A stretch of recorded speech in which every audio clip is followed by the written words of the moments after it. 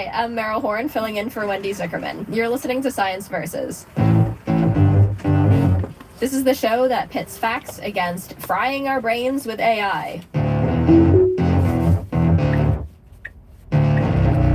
Today on the show, is AI destroying our ability to think? A lot of people are saying, yeah, it is. And they say that we've got the science to prove it. It's been medically verified that Chat GPT makes people stupider. Chat GPT users could not even remember what they wrote. They basically stopped thinking entirely. Every single time we give it a prompt, our own brain cells are burning. And if this is true, we might be in for a brain cell bonfire because a lot of us are using AI. One recent survey found that 62% of adults in the US say they interact with it at least several times a week, and AI really seems to be booming for students. A bunch of surveys suggest that around 80% of high schoolers and college students say they're using it for schoolwork. And nobody's really worried about this.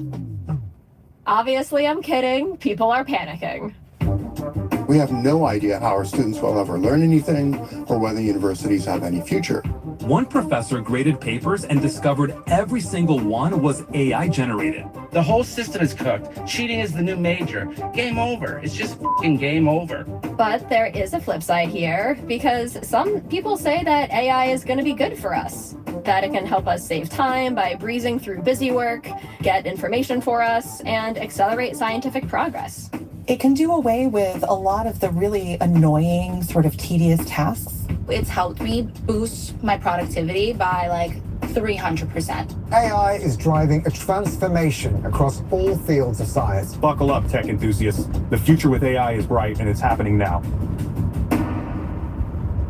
Wait a minute. Buckle up, tech enthusiasts? That last one was AI. How did it get in there? But seriously, who is right here? Could AI help us be more productive and lead to a boom in science? Or is using AI the equivalent of shoving your brain into the microwave? So do we stop using AI so our hippocampus doesn't turn into a hot pocket? Buckle up, science enthusiasts, because when it comes to AI, a lot of people are saying Chat GPT makes people stupider. But then there's science. And full disclosure, some AI companies do advertise on Science Versus. Science Versus AI is coming up after the break.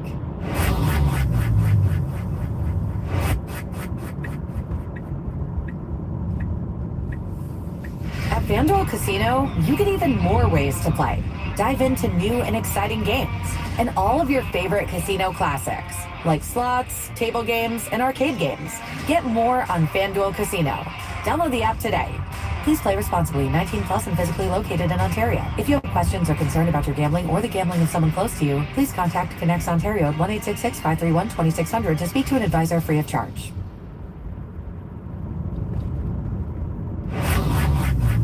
Welcome back. I'm Meryl Horn, and today we're going to look at whether using AI, stuff like Chat GPT, is bad for our brains.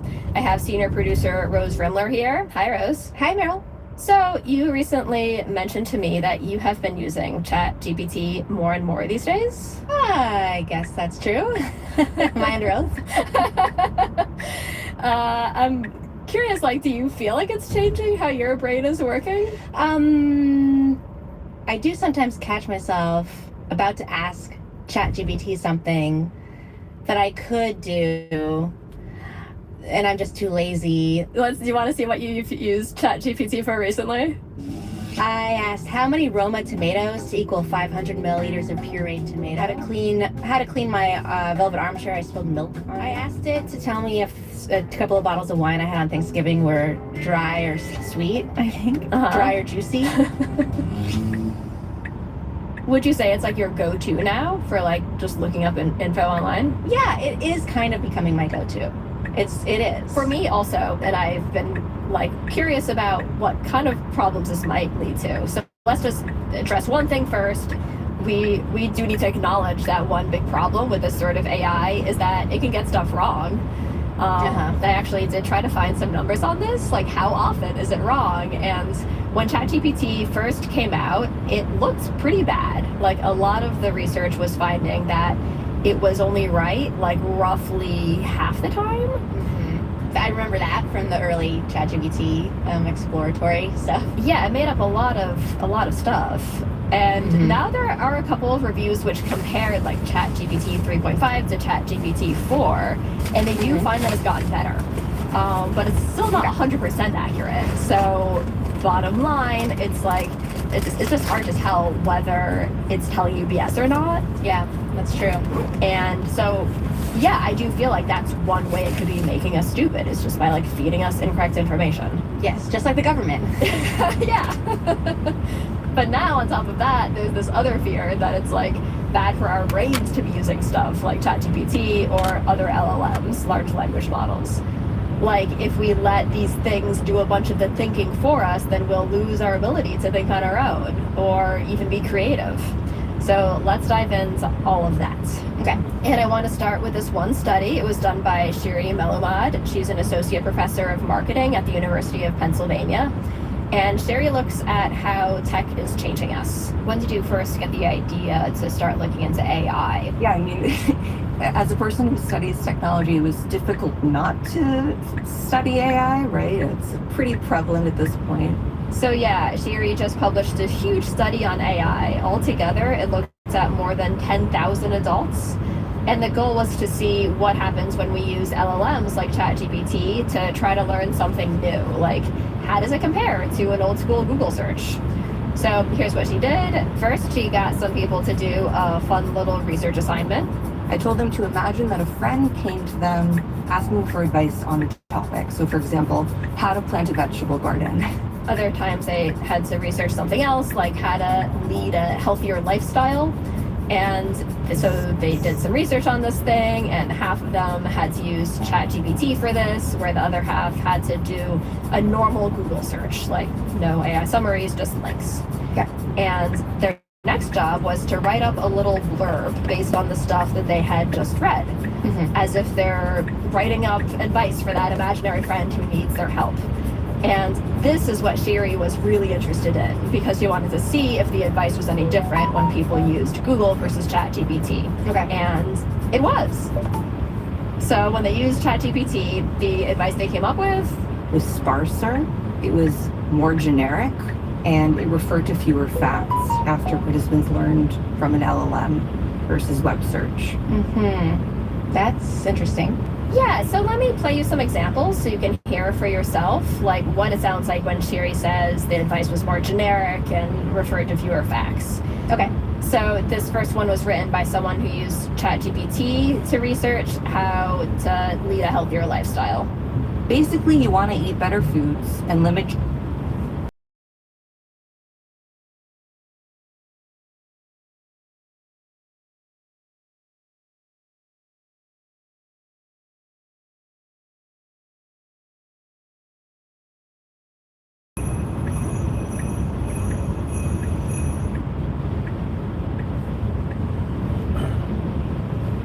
sugar and processed foods.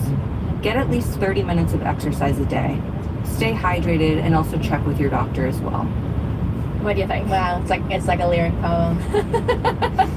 Yeah, you're impressed. I'm so inspired to live a healthier lifestyle. And then she played me another one, which for me helped see what she meant by like the genericness of it. So let me play you, there's one more from this ChatGPT.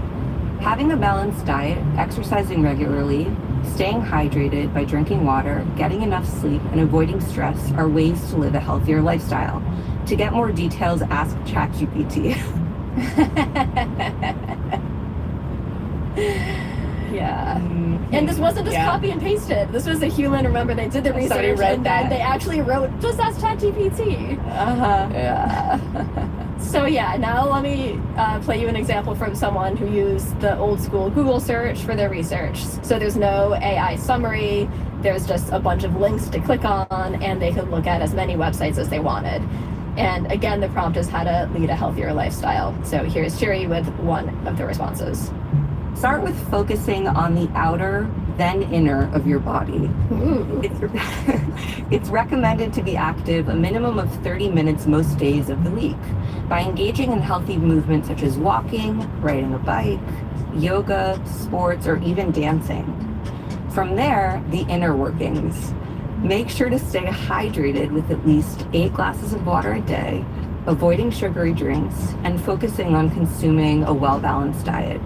Add a variety of foods to your diet, from vegetables, fruit, seeds, and whole grains, while avoiding foods high in sodium, and also avoiding foods high in saturated fats.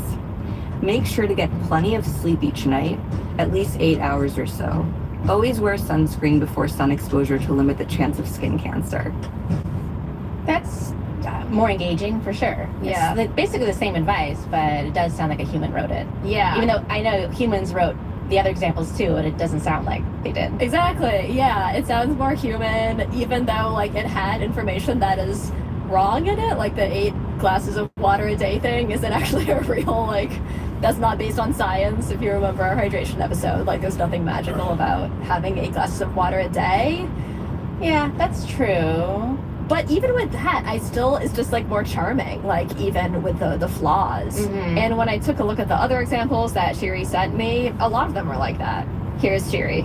It's unique to the writer, right? It really doesn't come off as generic as the Chat GPT pieces. Yeah, and it sounds like they're kind of having fun with it. Like I bet they're so excited when they thought of that inner versus outer, even though it doesn't really make any sense. But I guess they're having fun. Yeah, it's brilliant at the same. Yeah.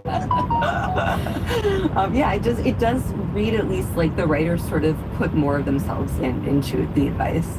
And in Shiri's experiments, she also asked the people who wrote the advice how they felt about it, and the group that used Chat GPT felt like they learned less compared to the people who used Google. Mm-hmm. And then she also showed the advice to a different group of strangers, and people basically liked the advice from the Google group better. They said they were more likely to take the advice and said that it was more helpful, more informative. Okay. Shiri, by the way, she also did the same thing with that Google's AI overview, and the results were basically the same. In both cases, the advice kind of sucks when people use large language models, whether it's ChatGPT or Google's AI overview. Mm-hmm. Wow. The difference between how much people felt like they learned, it wasn't huge, but it was statistically significant, and Shiri found it again and again with different groups of people, so it does seem to be real. Okay. And if you think about like why this might be happening, why people are learning about the topic as deeply, it does sort of make sense, because when you use something like ChatGPT for research, you are probably skipping over a bunch of steps. And it turns out those steps are actually pretty important when you're trying to learn something new. It's the process of going through the links yourself, reading them, digesting them yourself, interpreting them, that leads you to at least feel like you're learning more. But also we still find these differences in the content of the advice that they write, which suggests it's not just like the sense of learning, it's actually differences in learning. So that's the important part, is like doing the work of actually getting information from these different sources and then synthesizing it in your brain. Exactly, because essentially these syntheses that LLMs provide are transforming learning from a more active to a more passive process, and that's what we're losing. And we reached out to these companies, Google and OpenAI, which makes ChatGPT, to get their take on this. OpenAI didn't get back to us, but Google told us that the AI overview is supposed to just be a jumping off point, because you do still get those other links. But moving away from the study, there is other research that backs all this up and sort of gets at what might be going on in the brain. So this study kind of went viral. They looked at people's brains when they were using ChatGPT. So it's called Your Brain on ChatGPT. I don't know if you remember this one. Yeah. I think I saw that headline. Yeah. Yeah, it's just a preprint, so and it's pretty small, so take it with a grain of salt, but it was interesting. So they got around 50 people and then used EEG to measure people's brain waves. Those are like the little electrodes on your scalp. Yeah, exactly. Then some people used ChatGPT to write an essay, and other people used Google or just their own brains. And they found that when people were using ChatGPT, brain connectivity was the weakest, which is sort of a measure for how much different brain regions are talking to each other. Wow, they could actually measure that. Yeah. And so it just seems like maybe people are just less engaged when they're using ChatGPT. Yeah, that makes sense to me, that you need to do some of the like trying and failing and then succeeding to make these connections work in order to really remember and process and add your own thoughts to what you just read or learned about. Well, it's funny you should bring up memory because there are also studies, a couple preprints that have found that that can also be worse when we use stuff like Chat GPT. So yeah, if people use Chat GPT to write something, they'll remember less of like what was in that work when they use AI. Yeah, I mean, I think sometimes that's okay because I might be using it because I don't really care that much to learn it myself, or or like whatever. I don't really need to like commit this to memory for all time. You might not care about how to tell the difference between a juicy wine and a dry wine for like your life in general. And if I forget the answer, I'll just ask ChatGPT again or look back at my previous question. Yeah. Yeah. Okay. So, but what she's saying is that it messes with our learning process, and that is scary to think about it when we know how many students are using it. Exactly. Yes, which they are, right? Yeah, which is like a lot of what I hear about. And I think it was in the beginning, like, oh my God, the students are using ChatGPT. They're not going to learn anything. And that's bad because like that is what you're supposed to be doing at that age. It's just like learning. Yeah, exactly. And a big idea is that this learning forms the basis for critical thinking, doing research, putting together your thoughts in a meaningful way. And it does look like maybe these LLMs are getting in the way of that. Like there was a big survey of Australian university students that asked them what they use AI for. And most of them said that they were using it to do stuff like answer questions for them or create text that I can use. So like that all doesn't seem great. Create text I can use, cheat on my own. They're admitting to it. And so Sherry is also worried about how AI will affect the next generation, since most adults, like, we didn't grow up with this stuff. We had to figure out how to do our own research and write essays on our own. At least you and I have that foundation, but I'm really worried that younger generations won't be able to establish those foundations because it's so tempting to outsource all of that work to LLMs and AI in general. And do you think that we have cold hard data that says that students are getting worse at that yet?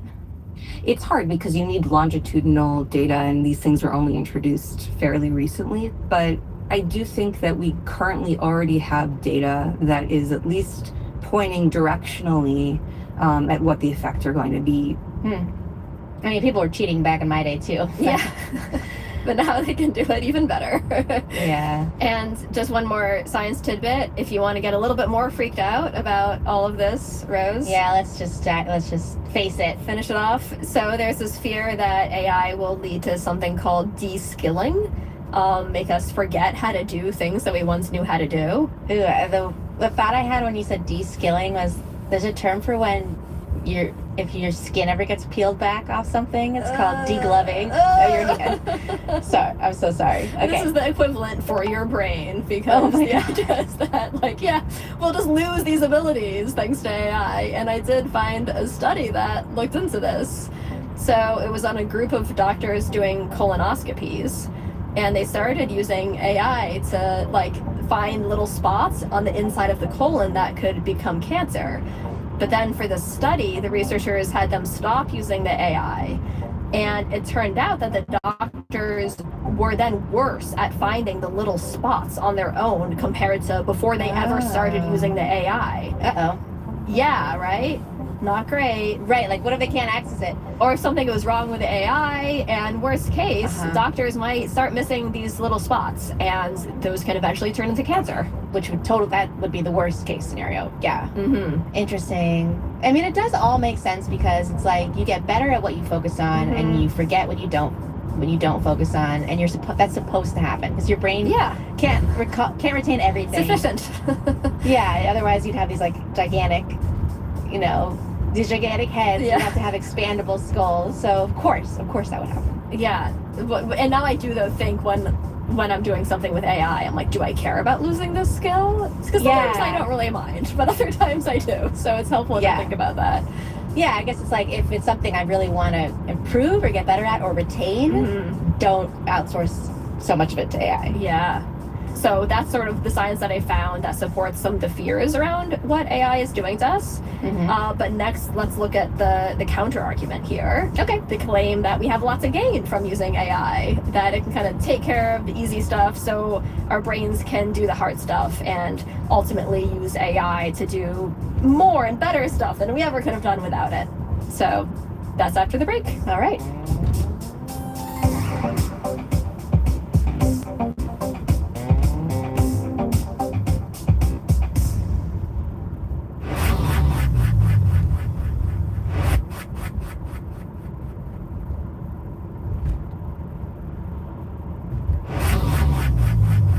Welcome back. Today we're finding out whether AI is making us stupid or smart. Rose Rimler is here with me. Hello, Meryl. Oh no! I have been replaced by AI. Already? No, I'm still human, and I'm ready to hear why AI is good. So yeah, we've talked a lot about the scary science, but I also wanted to understand the pro-AI arguments. So I called up Aaron French. He's an assistant professor of information systems at Kennesaw State University in Georgia. He's also on the advisory board of an AI company. And he was basically like, the effects of AI are going to depend on how you use it.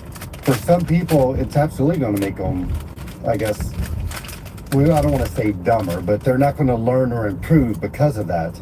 Other people, they're going to be able to do more with AI than they were able to do without it. So you could either use it as like a crutch or like an enhancer. Is that the idea? Yeah. So one obvious way that it could enhance our work is that AI could take over the mindless rote tasks for us. What are the repetitive tasks that consume a lot of time that I don't need to be doing? And can I use AI to handle those tasks that allow me to spend my time in a more valuable way? Just the busy work. Yes. So yeah, the idea is that once AI does the busy work, the human brains could swoop in for the harder, more complicated parts of the task, critical thinking and analysis. And so there is science that does sort of back up this idea, because it does look like AI can save people time, for one. Like, there are studies finding that this is true for all sorts of careers. So dietitians, computer programmers, people who run clinical trials. The effects were pretty big in some cases. Sometimes it took people 30% less time to do something thanks to AI. Sometimes it was 80% less time, depending on the thing they were doing in the study. Okay. And an obvious caveat here is that you do need to, like, for this to work, the AI has to do a good job at the thing for it to really replace. But we're hearing that in some cases it is helping. Teachers in particular have said that they can save a lot of time with AI. One survey found that some teachers who are using it were saving an average of 6 hours a week. What are teachers using it for? Putting together materials for class, sometimes grading. Basically, it's the type of stuff that teachers say is just hard to get done during their normal hours. And Aaron's like, yeah, if you can get AI to speed some of this stuff up, it could really help. As a professor, if I can use AI to accurately grade, that would be great, because instead of spending 5-10 hours a week grading assignments, if AI can do it and provide proper feedback, I can spend that time working with the students, giving them more engagement. Teachers do always talk about how much time they have to spend grading. Right? And so, like, Aaron spends this saved time engaging more with the students. But this does raise a question, which is like, are most people actually going to spend the extra time doing stuff like that, like doing their jobs even better or engaging with the world in a meaningful way? Or are we just going to use it for like mindless scrolling or watching Love Island? So, that's your prerogative. You can do whatever you want to do with your extra time. So judgy. Well, but it's like, for the purposes of this episode and whether or not AI is going to like lead to this like, new and improved humanity, it might not do so well on that front if we're just You're not having scrolling AI all the time. like pick up the slack at some like rote part of your job and then going home and inventing a new kind of flying machine like Leonardo da Vinci or whatever. You're just like lying on the couch, looking at Instagram. It feels very likely, right? And I went looking for a paper on this, like how are people actually spending the time they saved with AI? And the only thing I could find was this one early study, not peer reviewed, In it, they got 83 managers. So these are people like vice presidents and C-level executives. And first it asked them, do you save time because of AI? And the vast majority said yes. It was almost 3 hours a week on average. And they did say that they often use the time to do stuff like continue working on my tasks or take on additional projects.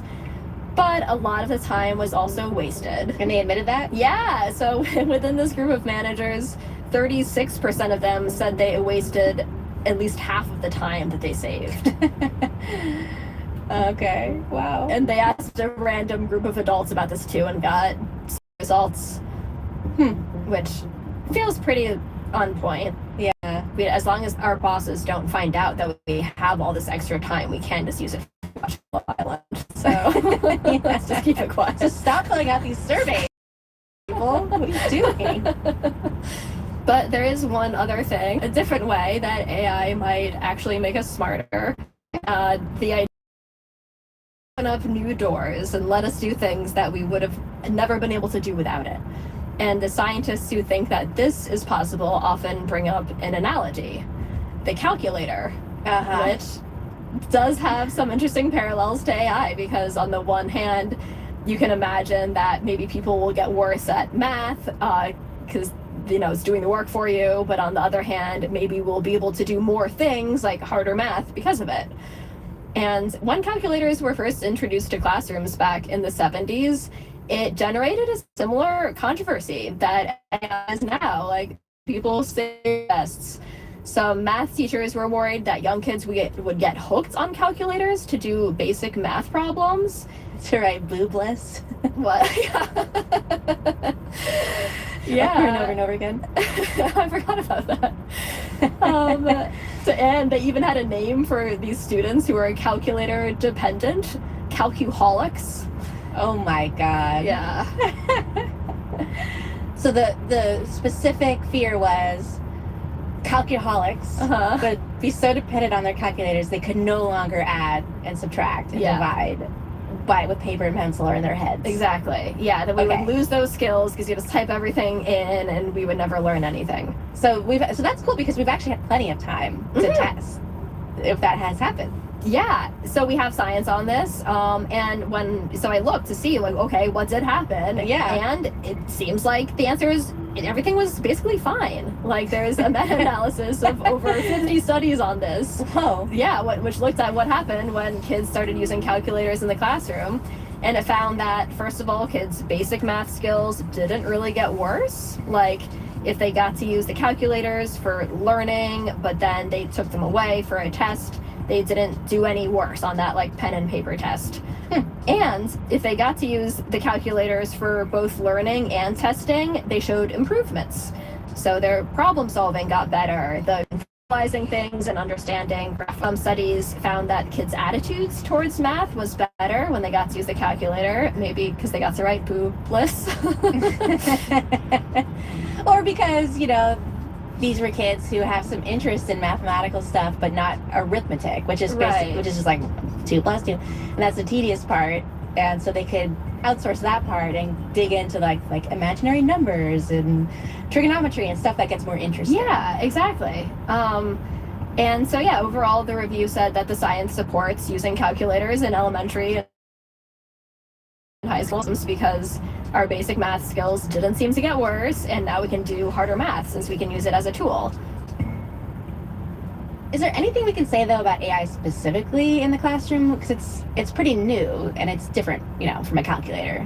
Well, like we said in the first half, like some academics are worried that if we use AI too much, it'll kind of inhibit learning. But then there's also a ton of papers which show that it might be helpful in the classroom and in particular ways. So like there's tons of studies that just try having like Chat GPT give students feedback for like, writing something, and they'll find, look, it can help them polish their writing. And there are some researchers that are making like customizing chatbots to help students with specific learning disabilities, and think that there's a lot of potential there. And then there are some studies that have students use Chat GPT kind of for good, like as a tutor. So rather than just having it give them all the answers, they'll just have it help them how to do like a particular kind of math problem, and then like it's okay at that. Like it can do as good of a job as using a textbook to learn math.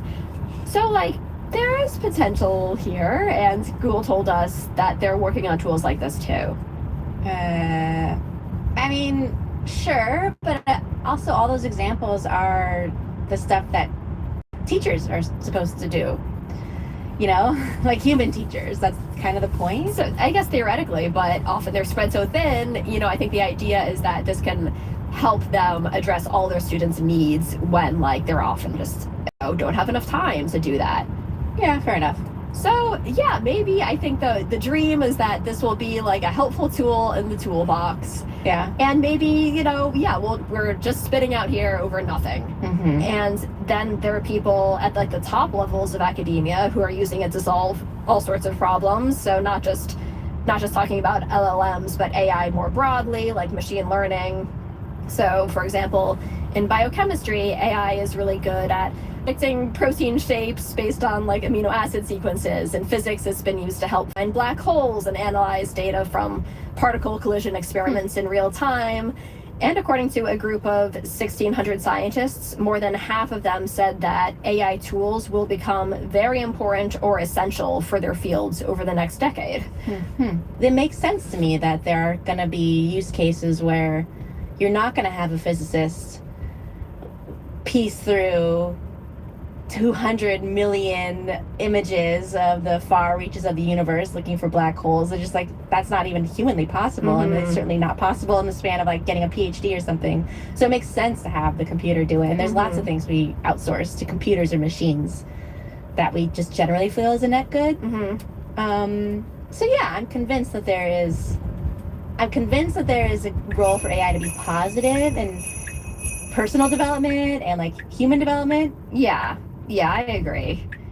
For me, though, as I think about all of this research, the main thing that I've been finding myself worrying about is that homogenization effect. The fact that what we create is more generic when we use AI to do it. Like that really boring staying healthy advice. That really stuck in my brain. And so now I'm like trying to avoid using it for anything too creative, because there's so much now about how AI can be used for creativity in all these different ways. And I'm always now like, oh, I don't know if I want it trying to do the things that I care about sounding like me.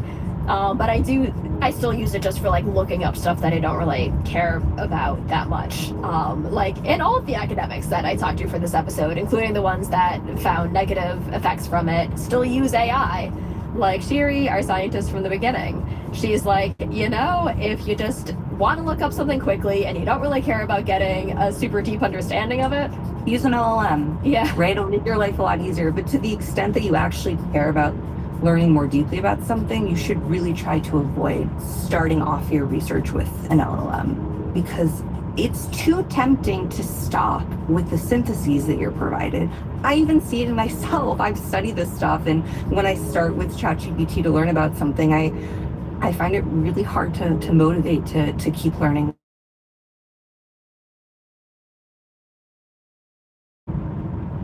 So Meryl, let me ask you, are you worried? I mean, you have little kids too. Are you worried about this generation coming up? Are they going to be stupider, less skilled than, I don't know, us or a previous generation because of using AI, especially using it in school instead of doing their homework? I don't know. I'm not that worried yet. Like, it's a couple of decades ago, people were freaking out about the internet making us stupid, you know, Googling stuff too much. But I think we're still okay. And, you know, even beyond that, humans have existed in so many different contexts throughout history when we were never learning how to, like, write essays in school about Pride and Prejudice. That's true. Like, were we really all totally stupid when we were cavemen? I don't think so. I think we were probably okay. For whatever that context required of us. Yeah. Yeah, and now there'll be a new context because AI will, I guess, change the world in some way, and everything will just be different. Right, yeah. All right, thanks, Rose. Thanks, Meryl. That's Science Versus. This episode had 59 citations in it. Check out our transcript if you want to see all that science. And one quick note, we've heard from... Hi, I'm I'm Rose Rimler. I'm filling in for Wendy Zuckerman, and this is Science Versus. This is the show that pits facts against filling the world with AI data centers.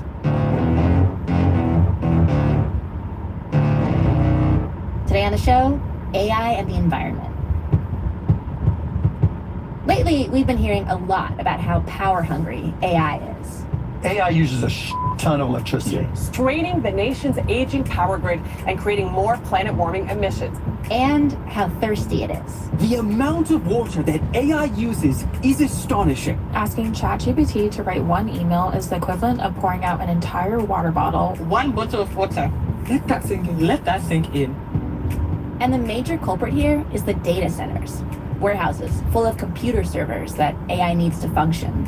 And tech companies are trying to build more of these data centers, but people who live nearby are protesting them, often saying that they're going to compete for their electricity and use up their water.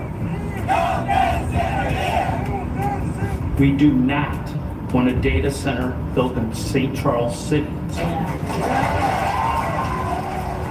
Because of all this, around some corners of the internet, using AI has become kind of a faux pas, especially if you use it for something silly.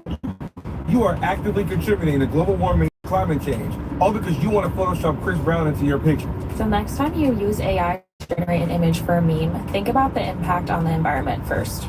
Stop ruining your planet for a fucking Instagram post.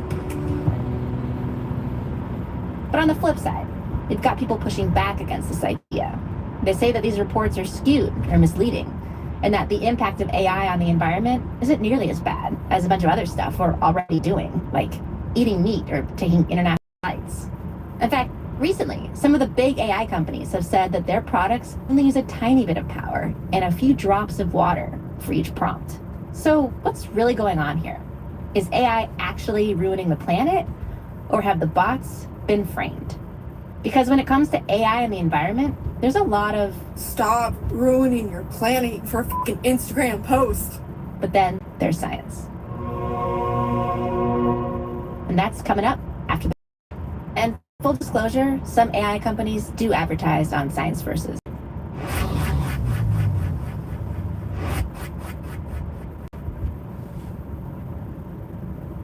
At FanDuel Casino, you get even more ways to play.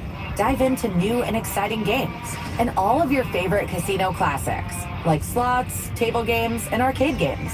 Get more on FanDuel Casino. Download the app today. Please play responsibly. 18 plus and physically located in the area. If you have questions or concerned about your gambling or the gambling of someone close to you, please contact Connects Ontario 1-866-531-2600 to speak to an advisor free of charge. Welcome back. I'm Rose Rimler. I'm a senior producer at Science Versus, and I'm here with our editor, Blythe Terrell. Hi, Blythe. Hey, Rose. Blythe, it seems like you're my AI buddy. I invite you to talk to me about controversies when it comes to AI. It's because I'm part robot. I would say that of the team, you're the person who is like most tuned into this idea about AI using up all the energy, using up all the water. You've been into this for a while. Yes, this is actually, I am one of those people who probably shared a meme, Rose, without knowing if it was true on the water use or the whatever. Like, I do remember seeing those memes and being like, is this true? And then honestly, for me, it did make me take a step back from AI and be like, before I get involved in this, I do want to know the truth. Like, is this actually terrible for the environment? Is this actually terrible for the water? Because why would I want to integrate it into my life if it is? Right. So the first question is, why do we think AI would use so much more energy than all the other stuff that we do in our digital lives? Just like messing around on the computer, posting on Instagram, watching Netflix. Like, this is all stuff that we do pretty routinely and don't think a lot about the like footprint of that behavior. Right, like looking at pictures of Jeff Goldblum. Yeah. How much is that using? Just as an example, hypothetically. Photoshopping Jeff Goldblum as your prom date. You know, I don't know who you might be talking about, Rose, but that sounds like a good use of electricity and energy, no matter, and water, no matter how much it takes. So that kind of stuff also requires data centers and energy to run them. Mm-hmm. But the thing that's different about AI is that their servers are using a different kind of computer chip. So normal computing uses a CPU, but AI uses a GPU. And if you're familiar with video games, you might think of this as like a graphics card. But it's actually become the powerhouse behind machine learning. This is an extremely visual and potentially copyrighted analogy, but I was looking around on YouTube. I love a copyrighted analogy.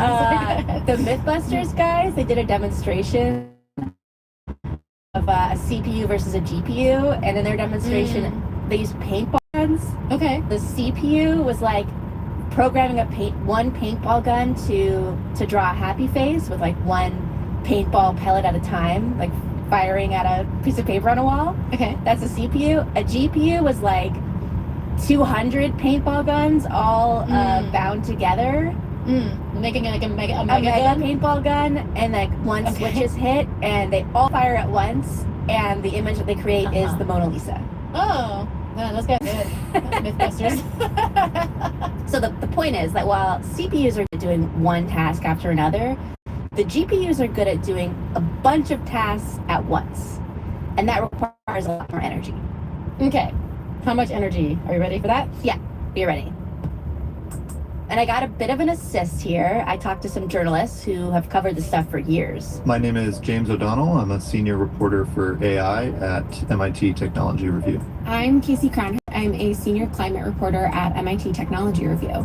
So James and Casey both report a lot on AI and energy use. Okay. And about a year ago, they started a project trying to figure out, like, how much does an average query or prompt to, say, Chat GPT, how much energy does that use? And they were inspired to do that because they were seeing all these numbers out there floating around that just didn't seem all that risky. These kind of wild estimates of, a query to something like Chat GPT uses this much water and this much energy, and isn't that so much? And so I think that that started to kind of get our gears turning and wondering, is that right? How can we add all of this up? What does it all add up to? So Casey and James looked around for the real number, but We learned very quickly that it's not going to be so easy to know that number. Companies, they're not particularly willing to share the details of how much energy their AI models require to answer one question. And so, we weren't going to get it from them. And so... What did they say when you reached out and asked?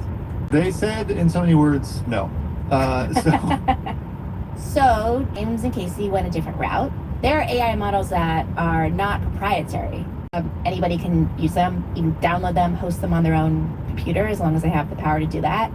These are open source models. And you can kind of open the hood, poke and prod them.